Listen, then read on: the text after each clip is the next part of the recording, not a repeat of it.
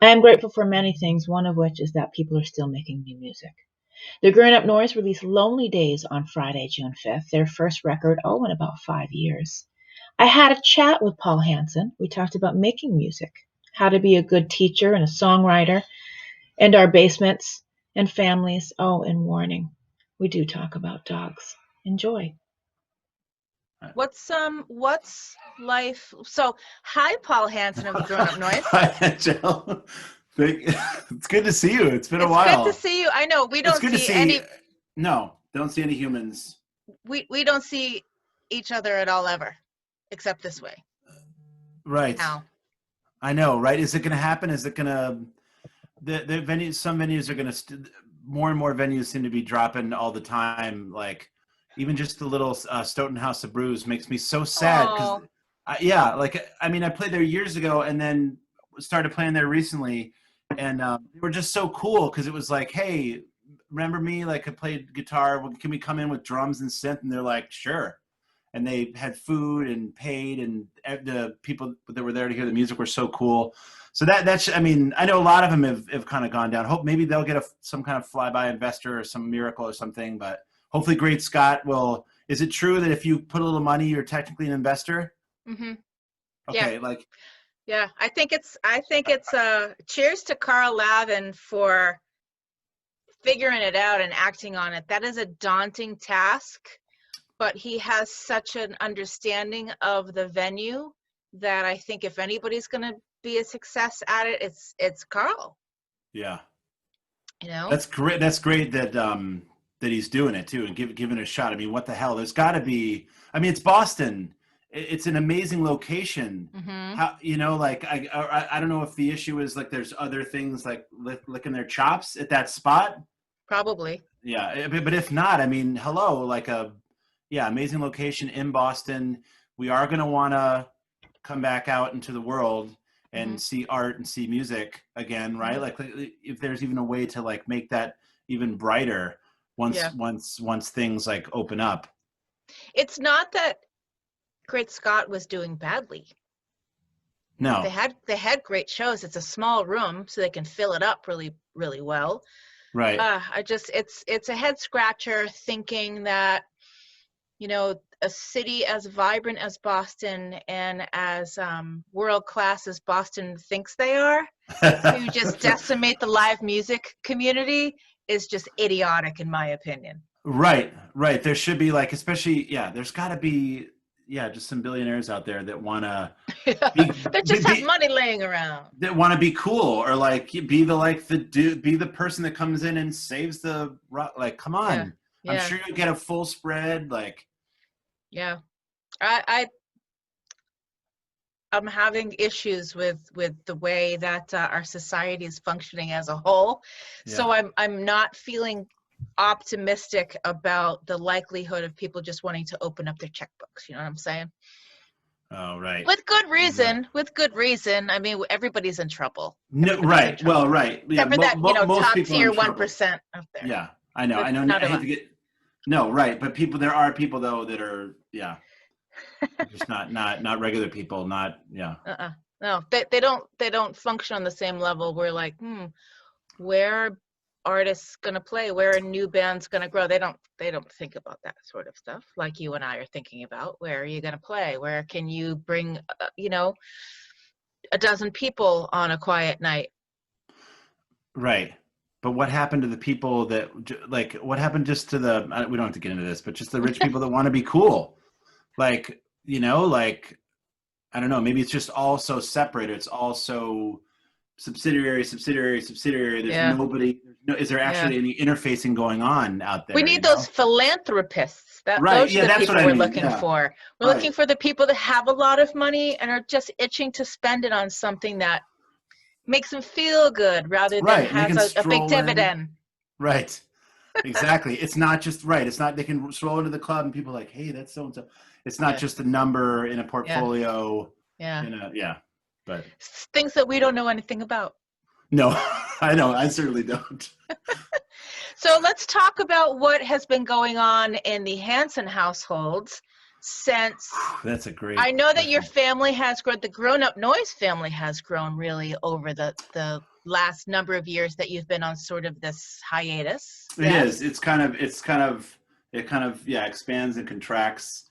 Right now, it's just two of us. Yeah. At the moment, just Max Weinstein and I made this record. We did a little. We also did the drums with Dan Cardinal at Dimension Sound. I got to give a shout out to him. Where's Dimension Sound? Jamaica Plain. Okay. Yeah, that was great because we had all the synth sounds. We worked out the drum parts, and then we just wanted to get really fat. Really, it's like I realized because I did most of the writing and recording right here, but then it was like, can we do like pure synth drums? No, we needed. I wanted to blend that like powerful analog synth sounds, but then it was like when it came time to drums, it's like no, we need real drums. Yeah. So it's like so it can't be full. I can't go full synth. We put triggers on the drums too to blend in some sounds, but it was nice to get some big beefy real drums in there. You very much embraced the synth sound on this record quite a lot. I don't remember hearing a lot of that on the other records. No. I mean, when the band kind of shrunk and people were leaving, which was really sad and depressing. It was almost worse that it wasn't any like hard feelings. Like I was talking about this with someone else. Like it would have been, there wasn't any TV kicked through a window or there's nothing. It would have been nice if there was some more drama, but it was just kind of life and people getting burned out. Thankfully the band was like, hey, keep the name, do something with it. So the synth, I kind of got to the synth after just writing on piano. That to me was like just some solitude and like I just needed to do something different. I needed to challenge myself as a writer and also just find some new excitement. Just picking up the guitar, I'm a guitar, that's my home base, but it was just like, I don't know. It was like brought back too many. I just needed to be somewhere where I was not safe. Like, yeah. and that is the piano. You went right out onto the edge. Yes. Yeah. Really simple stuff. But if you repeat it 1,000 times, it works itself out. People are like, it's funny. Some people have been like, will you play piano on my project? I'm like, I think you're misunderstanding what's happening here. Yeah. Maybe after 10,000 times I can play my song. But anyway, and then from the piano, then we're working on the synth, which is just wild. The sounds that are inside these things. Yeah. Crazy. Yeah. So that was one of the things I wanted to ask you. How has you are a songwriter. You've been a songwriter since very early on in your career. Your work as a musician locally and otherwise. How has your songwriting changed over these years? I mean, life changes, so it offers more things to write about. It does. Yes. I'm kind of like, I don't know if I would listen to my album. No, it's definitely like also a midlife album. It's like a cliche where it's like, the band leaves and the songwriter makes an album, but it doesn't feel cliche. It's fucking heartbreaking. And it's like, so just that. And then the midlife thing, I mean, nothing that I don't deserve any real complaints over, but it happens, I guess this is the, whatever, I'm 45. This is the midlife record, I think.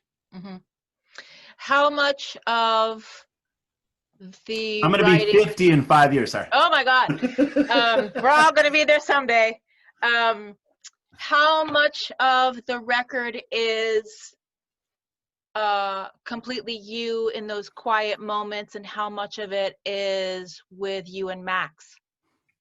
So I wrote all the songs alone, either on piano upstairs or here, and then I would record into Logic and get something going, and then Max and I would get together. So once I had the song, then we would get together and kind of craft a drum beat, and then I would record all those ideas, and then kind of go back to the whole and then add more synths and stuff. So it was slow. I mean, I've been working on this for like a year and a half. Wow. So yeah, it was just slow and hard to find the time. Teaching a ton, 2 little kids, it's insane. But I've realized I have to do this for my own, like, life, for my own mental health at this point. Like, I want people to hear it. I want the outer world to care. I really do. But like, it was good to realize that after the band shrunk, that like, I need to do this for me, bottom line. Like, if I want to be like not a grumpy teacher, I need to do this. If I, you know what I mean? I want to be psyched for these kids. I want to like, so to be a good teacher, I have to do this. But anyway, so started with me alone, a lot of time in this basement in Medford, which mwah, I love this. It was amazing to just have a spot for once. And, you know, been in some amazing practice spaces around town, but having a space of your own is amazing. I mean, the only downside is you're alone. Yeah, it's special. I'm lucky. Yeah, I'm very lucky. The only problem is just you're alone most of the time. You got to get someone to come here. But when I got Max to come here, that's when it lit up on fire. Is like, whoa, hearing that song, hearing those synth parts with the drum beat. That's when it was like, okay, we're doing this. Because at first it was like, what is this? And then it was like, okay, no, this is an album. We're gonna make it. We're gonna make a record. So that was. So awesome. Is that where Lonely Days comes from? Sort of having all of that sitting inside, waiting to be able to share it with the outer world? Like, is that the sort of the theme of it, sort of that longing theme? Yeah, I think so. Because yeah, you know, part of just, you know, writing alone and not having, you know, other than Max eventually not having anything to bounce, you know, you're not bouncing off anything like before, like band practice. Like that's you know, like band practice. Like I miss band practice. Like, so there's no band practice. I mean, we got together to figure this out. Yeah. You know, and Max crushes everything. So yeah, I don't even know if he needs to practice, but yeah, missing band practice, and then, you know, so feeling lonely musically, and then also in life, like, you know, and hanging with the kids a lot. They're really fun, but they pull you into their world, and it's like, I'd like to talk to an adult. I'd like to talk to like other people. So even though they're bringing like, so it's like a different life, but it's as far as the life you had before or with adults, it can be very, very lonely despite having no free moment to yourself. Yeah. It can be very lonely if you're a whatever type. Yeah, you've probably always got some sort of, I know I do. I just always sort of have this. My brain is oftentimes, you know, we joke about the news channels with all of the pictures and pictures and pictures and pictures and then this streaming on the bottom. That's my brain. You got all, you have, I have like picture and picture and picture. Side. Yeah. And then there's, you know, some scroll on the bottom. That's my mind all of the time. Right, you got the big, and then you have the small scroll with like the the NASDAQ. You have like there's like all the like all of it's going. So how do you deal with that? How do you focus on something?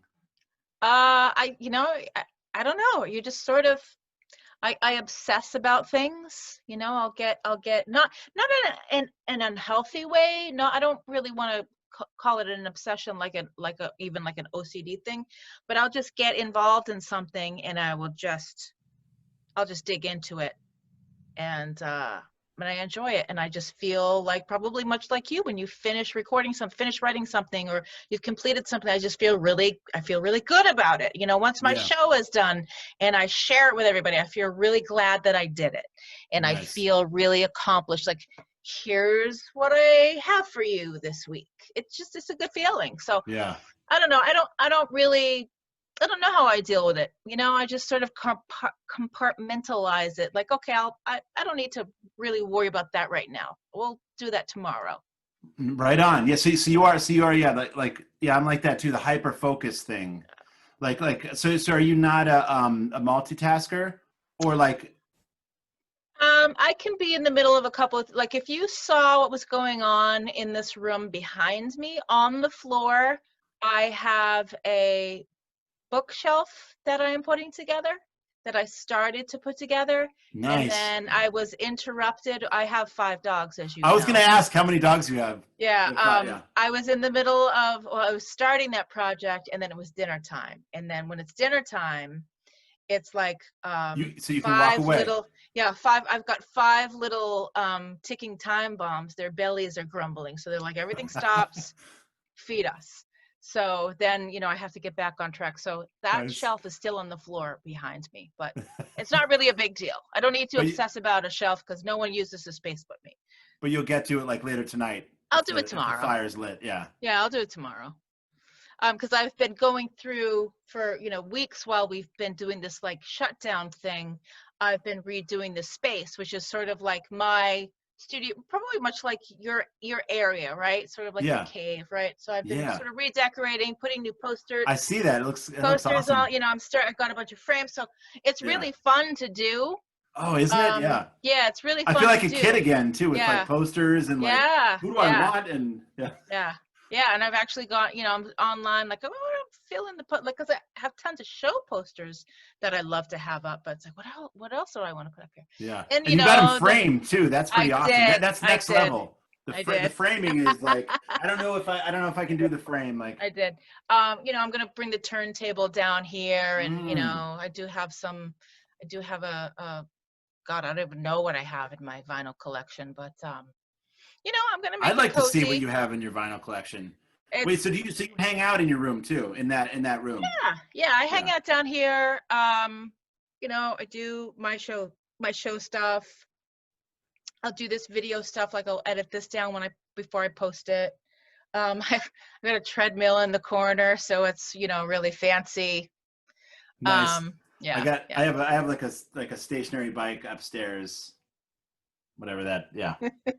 I've actually been using the treadmill, so it doesn't have anything hanging on it. So I'll pat myself on the back for that. Nice. Me too. The problem is just I just can't stop eating. But it's nice to, you got to move your body. I don't have any excuses not to exercise. I mean, I have been home every day since mid-March. I've been home every single day. We are not going out. Much like everybody, we're just being super careful to not get sick or get anybody else sick. Yeah.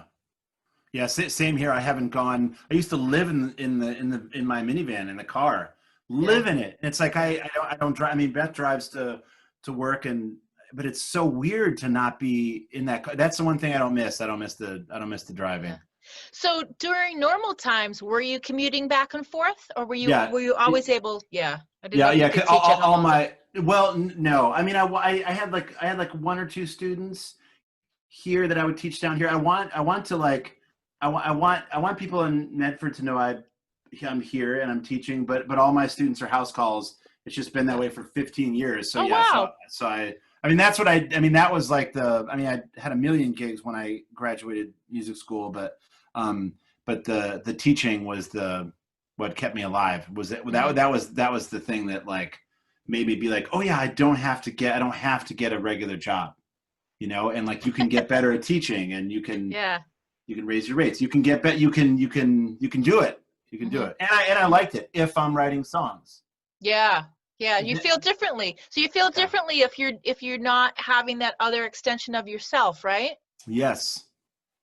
Yeah. I need all those components firing to be good at anything. You know what I mean? Like, yeah. So what was the last show that you played? Do you remember the last time you were on stage before all this shut down? That is a good question. It either probably was at Stoughton House of Brews and then Max and I did one show at Jungle in Somerville. Yeah. But it might have been. I love that room. The Jungle. Yeah. That was cool. It's a great spot. I really like it. Yeah. It was fun. It was fun to be there too. And to play with the Rationales. It was like, yeah. Do you remember me? Hi guys. Like, anyway. Yeah. That was fun. That was fun. I mean, that place, it sounds like they're surviving, right? Like. Yeah.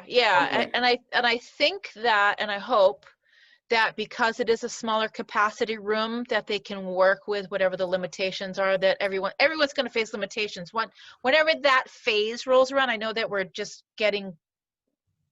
closing in on phase 2 in Massachusetts, which is going to be some of the restaurants with limited things. I know salons are open with very limited capacity, who can come and go, and how many people that you can have in there at a time, and all of the things that you have to do. So the burden's going to be on the staff, unfortunately. Of course, always. But, when you have these larger rooms, say like, Sinclair, which is a great room, but that's, a 500 plus capacity. What is that going to look like when Sinclair opens? Is that going to be, cut in half to a 250 capacity, and everybody has to stand, you know, far away from one another, and then the stage is big Right. enough so if you have like a 4-piece band, the band can stay far enough away from each other. There's just so many unknowns. Right. And who's going to want to go? You know, these are the conversations that I continually have with everybody that does what we do. That Who's is a gonna great wanna go? question. Right. That is a great question about what phase 2 means, and then being fully back to normal. Because when you're playing a show, I mean, everybody's touches the mic stand to get it right. I mean, and put on the mic. I mean, I feel like you can stand apart when you're playing, but when you're setting up, there's just, you know, like, yeah. So I don't know what that, I don't know what phase 2 music looks like, but it has to happen before the next phase. So I don't know. Yeah, is it gonna just stay like this? Because the sound, we gotta like, or at least if a large, you know, portion of music is gonna be done like this, it's got to be improved, and it doesn't feel real. I can say that as teaching. It's great to just sit here and like not have to drive, but you can't make. I'm not making music when I'm teaching. You can't play with the delay. Some people are like, oh, sure. No, you can't. I mean, the best you can do is you can remove your sound suppressants, and then one person can play in time and not listen, and the other person can solo along with that. But what's getting bounced back is off, so you have to just stay. But you cannot, don't let anybody tell you, you cannot really jam together this way. It's not, I can talk about music, I can lecture, but you cannot play music this way. At least, you know, interactively. Sorry, that was not what we were talking about. We're just riffing, man. We're just riffing. But yeah, phase 3 or finished phase. Let's get to whatever that looks like. Yeah. Who knows? I mean, you know, I've had things on the books twice, 2 different times for events, and you know, it's nobody's fault. It's nobody's fault. We can't do it. No. Not gonna happen. Right, the rumble. Yeah. Yeah, but when that comes back, we gotta all like, it's gotta be like, please. You gotta get everybody ever better effing show, better like. I hope so. Yeah. I hope so, because that will mean the venue's gonna need people to come out. The bands are gonna need people to come out. We're talk all about an event though, but that's a perfect event that everybody knows about. It's like, yeah. Let's hope by April. Let's hope by April 2021 that we can pull it off. Wow. Yeah, that's a long time away, but yes. But at least Once seems to be figuring something out. Once is really doing everything they can to try to stay on people's you know, minds. They're trying to make sure that they're continuing to add content all the time. They're doing their virtual venue. You know, they're doing whatever they can, and you know, they're in the same predicament where, you know, these industries are hand to mouth. When you're an independent venue like this, you have no big backer, right? You know, Once isn't owned by the Live Nation organization or AEG or whatever these, you know, higher up companies, whatever they're called. Yeah. They're hand to mouth. So, you know, if you're not open for 3 or 4 months, you're not going to have a stockpile of rent money sitting in the corner, you know? Right. So, you know, fortunately, we have, you know, crowdfunding, we have funding sources that has been great to help the staff of all of these venues. Yeah. All of these venues. I mean, you got people that, you know, people live paycheck to paycheck. That's just the world that we live in, you know, unless you're the philanthropic guy that wants to be cool. Right. Where are they? Yeah. Anybody out there have a lot of money you need to it? Yeah, we'll take it. We will take it. No, I just I am really hoping for the best. I know that there are some venues. There's a venue in New Hampshire that's been doing drive-in shows, which is intriguing. That's cool. You know, you can have people do shows, you know, 1 or 2 people on a stage, and have cars, you know, they buy their spot in advance, and they have, you know, a car length distance in between.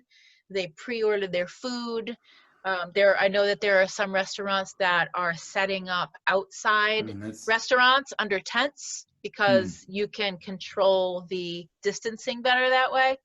it's forcing people to be more creative. It's forcing Yeah. artists to be more creative. You see it with everybody doing their various streaming shows, which I think is great. I think that it's great that people want to play, because much like you, I think that if some of these artists are just sitting at home thinking about what they're going to do when this is over, I think it's going to change It's not the gonna, way right. change the way people are going to There look is no at their over. own art. Yeah. I don't want people to start.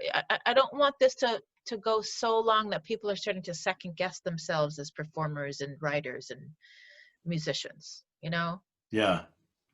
Right. That can't happen. There has to be like, yeah, we have to adapt no matter what happens. Cause like, yeah, art has to survive for sure. That, Mhm. the drive-in concert thing and the drive-in movie thing. I mean, that sounds kind of fun, especially for some people.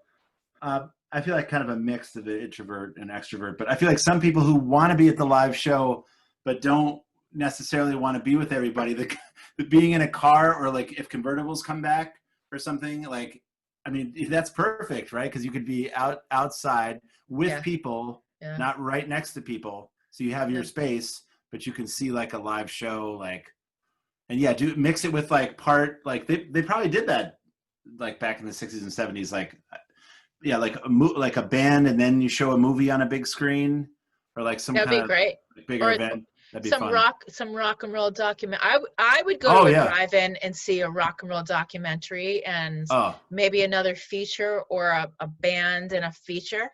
That'd be so cool. yes. The only issue, I think the one hang up is when can you put a whole band on something like that? Right. I think Right. it's Because probably a just little two easy. people. Yeah. Yeah. It's not. It's Yeah. totally a grown-up noise gig. You should both go. Right. Right. Although we can Do you sound want me to pretty make a full. call? Please. Please. Although Max is trapped in Florida, but Oh, really? Oh yeah. no. What's going on with Yeah. that? Is that where he was when this started? Yes. Yeah. And yeah, because he was home seeing family, and Yeah. then and now it's like he is an accompanist at Berkeley, like I was. That's how we met. And yeah, and it's like, when does he come back? Why would he? And when, like, things need to be up and running normal for him to come back for his gigs, for his the gigs he had here. But yeah, we'll do one of those. He plays synth bass while he's doing drums, so we can sound like a trio. We can sound larger. So what's the plan? You're going to release the record on Friday. Yeah, which just feels awful and weird. But I mean, enough people have said it was not. I almost couldn't leave it up to myself. But enough people told me in my life, like, just like, do it. Just do it. Just yeah, yeah. But it's almost like I needed to hear that from just a few people to do it. Yeah, right. We need art and music no matter what is happening. But it still just feels selfish and awful. Not that anyone even cares, but just to be posting about that. But whatever. Yes, I'm doing it, and I am excited, about it. Yes, I'm excited about. Yes. You have a video coming out. Yes, that's gonna be awesome. Like, I hope. Are you walking on skyscraper or anything in this one? Oh, you saw that? What was that? You're the one person who saw that? You did green screen stuff, right? I was so proud of that. Like, I mean, not proud. I didn't. It was a friend of mine helped me with the green screen stuff, and then we found a bunch of amazing. By the way, public archive pictures are awesome. I mean, maybe. Yeah. I mean, I hope I wasn't like disrespectful, but I'm using that again for one of the videos on this album too. Cool. There is some amazing public archive stuff, but yeah, it's nice to know somebody saw that. But no, I will not be making any appearance anywhere in anything ever. Told you, I dig deep. I dive right in. That's awesome. That's awesome. So what's next? I guess we just I would love to do a show. Yeah. Yeah. Did you have stuff booked prior to the shutdown? Did you have some summer? No. No. I mean, yeah, a few gigs, but nothing for this release. Yeah. I would love to say, if I had the crystal ball and I could predict that maybe we'll be able to convene, say, the fall, but the way the world is moving right now, I would have never imagined even 3 or 4 months ago that we would be where we are right now. I think there are some, as we started this conversation, I think there are some very necessary things that are happening in the country. Absolutely. Due in large part to people's voices not being heard for decades. Yeah. I'm all for protest. I'm all for trying to shake things up. I don't want the world to literally burn to the ground, but I think that we have lessons to learn. Absolutely. And if there was a time to like make some changes, I mean, there was always a time. There should have been a time before, but if there's a time to make changes, it's now. It has to be. It has to be. I mean, I really try to act on the things that I like. If I put things out there and say, oh, we should be doing this and we should be doing that, I actually really try to put myself to work when I do that. You know, we need to use our platforms and, you know, learn about things and read about things and learn about, you know, what the Black community has gone through and really try to understand it in a way that maybe I hadn't before. So really that's what I've been trying to do over the last couple of days. I have a lot to learn, but yeah, we all do. I've been trying to reach out with specific people in my life, and just hear, you know, what they have to say. And I know, there's a lot of literature out there. There are great podcast sources resources that I have been listening to, and I just want to listen. I need to stop talking a little bit because I can talk a lot and I can, you know, run the room. Need that. We need that. I can run the room, but it's not always my room to run, you know? I think that's something we all are learning and have to continue to learn. Yeah. Yeah. And, you know, tomorrow something else could happen. It has to be something else. You know? It has to be. Yeah. Yeah. I just really hope that people are not living in this bubble of, oh, everything's just going to blow over. No, nothing is. Yeah. Nothing's blown over. Nothing's blown over. You know, especially when we started to learn about the COVID stuff. You know, I remember, you know, hearing sort of, you know, oh, Europe's having some trouble with this thing. Oh, well, it'll never happen to us, you know, because of course we're America. Right. Oh, now look at us. Right. Same thing with like 9/11. I mean, of course that was a big that was a big deal, but like other countries and other people have dealt with that stuff. Yeah, and we just thought, it can't happen here. No. None of that can happen here. Right. But we have to take it in and we have to absorb it. We have to move on. Like I believe in America. Like I know that's not a crazy thing to say. I feel like an optimist in my heart, and like the story, I believe in the story of America. Obviously all the original sins of the country have to be out front, but like I believe in the idea of it. I really do. I really do. I mean, but you can't be blind to anything. That's part of it. You know what I mean? That's part of some of the triumphs that have happened are because, like, you know, people stood up, you know, and like even just with the protest stuff, I love to remind people that the Boston Massacre was not true. John Adams disproved that. He accurately defended the British soldiers. So it's like, so the rabble rousers, and it's like that, and then that was used to spark a just revolution after. So it's like, so you know what I mean? Like literally, like even violent protest is, I mean, and the way it was used in the founding of this country was used very effectively. You could, and for just reasons later on. I'm a pacifist these days. I feel like I am. Like, I'm not saying I condone violence of any kind, but people should know the history. They should know that the Boston Massacre is like BS. but in kind of a beautiful way. Like people are like, what? Like, no, like look it up. John Adams, who went on to whatever. I don't want to talk about. We don't talk about this history stuff, but the intense protesting and is part of what pushed some of the changes. Mm-hmm. Well, we tried to protest peacefully, right? Yeah. Oh yeah. Oh yes. Yeah. Oh, you mean like in And Boston? well, Oh, yeah, nationally, everywhere. Yeah. you try to protest, you try to take a knee, Right. and no, you can't do that. So if you're quiet, nobody hears a peep.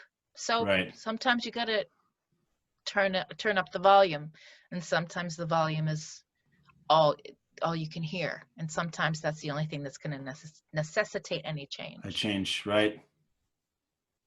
You know. Yeah. So what's on the agenda for the rest of your week? I mean, it is almost the weekend. Yeah. What's Dad's Day's coming up too? What is that? Oh, the 21st.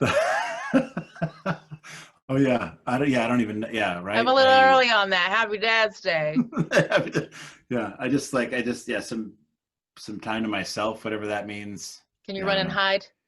I Do you would have take a lock a walk on the door? I take a walk in the woods. No lock. It was funny. One time I was teaching and Guthrie comes down and I didn't see the door open or anything and just comes up and like, whoo, like scares me from behind. It was hilarious. It was adorable. But no, we're right across from the fells. So I'm just going to walk into the woods. Mm-hmm. Or like, I like doing that. Or just it would be nice to walk alone somewhere. And then just tell them I'll be back eventually. I'll be back, yes. And send a search party if I don't come back in 5 hours' time. I like to hang with my family. I want to be clear. But I also, everyone, you gotta find your inner thing. Yeah. No, I understand that. I enjoy those times when I get to be in the bathroom by myself without, someone or something knocking on the door to come in. Right. Yeah. Like, how do you have to find balance with the dogs? Like, do you always want to be with them? Oh yeah. You do. Yeah. They're a lot like toddlers in that they get into things. They're mischievous. They're adorable, of course, and I love them. But there are moments that if things are really quiet, I have to go check on them.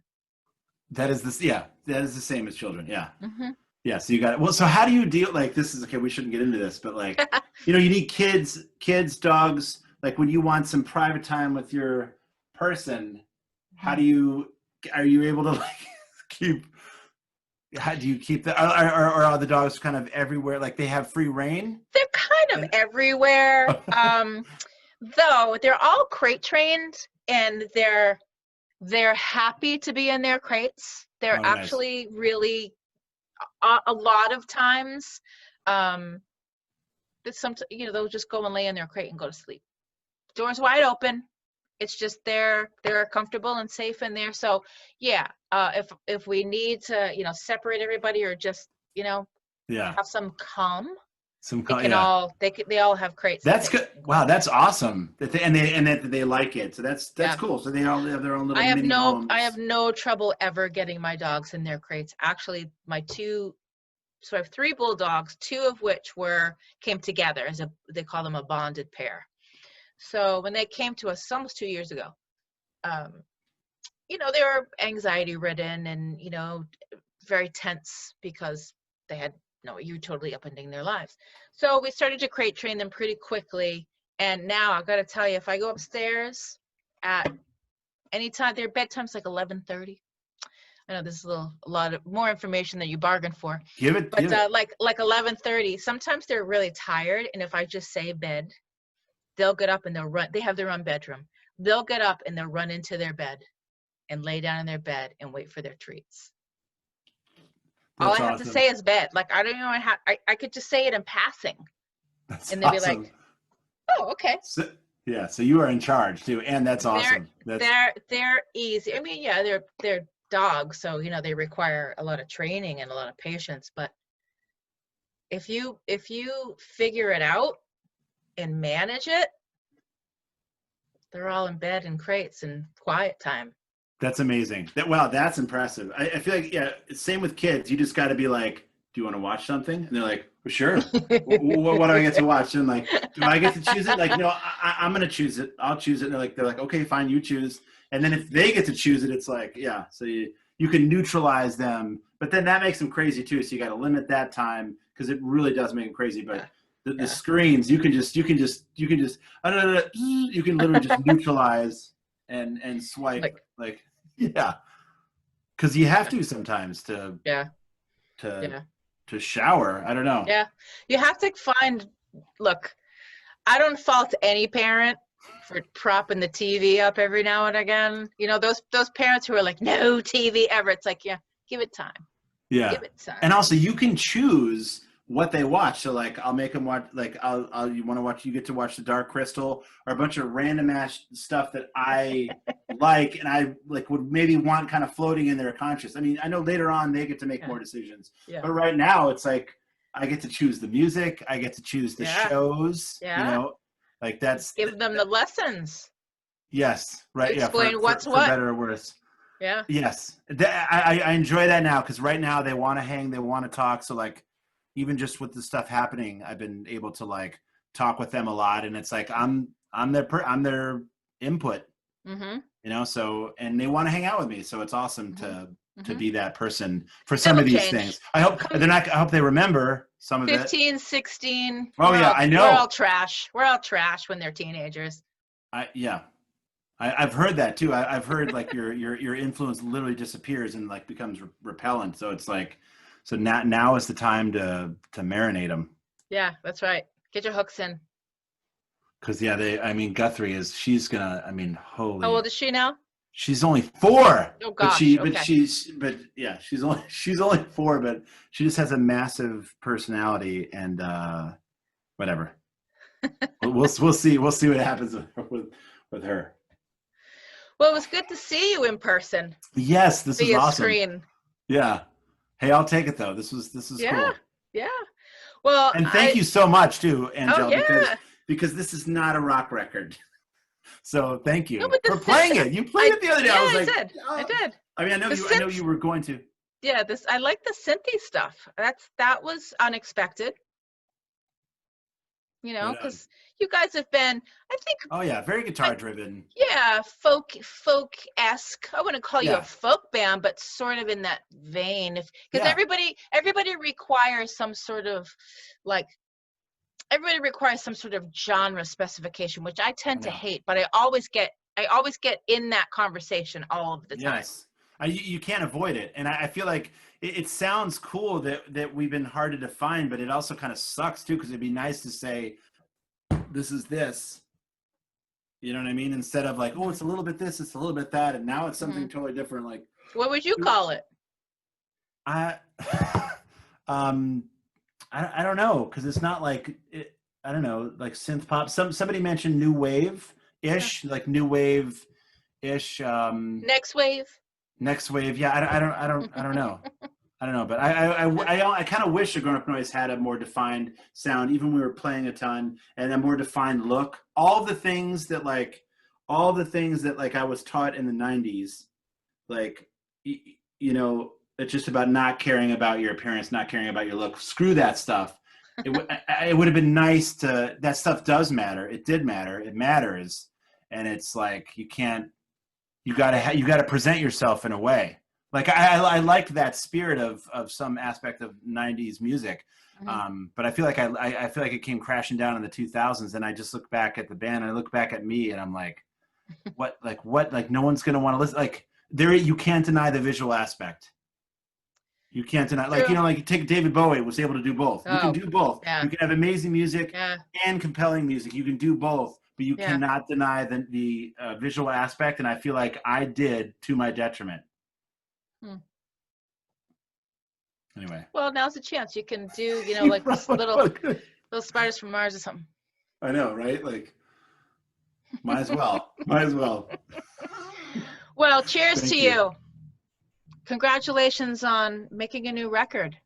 Thank you. And thank you for having me on, Anngelle. That means a lot. Because like Thanks for chatting. Yeah. Thanks Thank for you. chatting in our basement spaces. To basement spaces. To basement spaces too. Moving forward, which are going to be our spaces, like our Yes. everything spaces. Yeah. Yeah, eventually, I don't know, maybe we'll do house shows. If we Hey. can't do shows anywhere else. Right? I kind of want to do that. Yeah, me too. I can have people in Oh, my yard. Oh, that'd be amazing. Yeah. All right. That'd be awesome. I'll email you. All right. Hey, I'll come and play. I mean, Yeah, seriously. for sure. All right, take care of you. I'll talk with you soon. Yes, thank you so much, Anngelle. This is awesome. You bet. Bye, Paul. Bye. Boston Emissions with Anngelle Wood.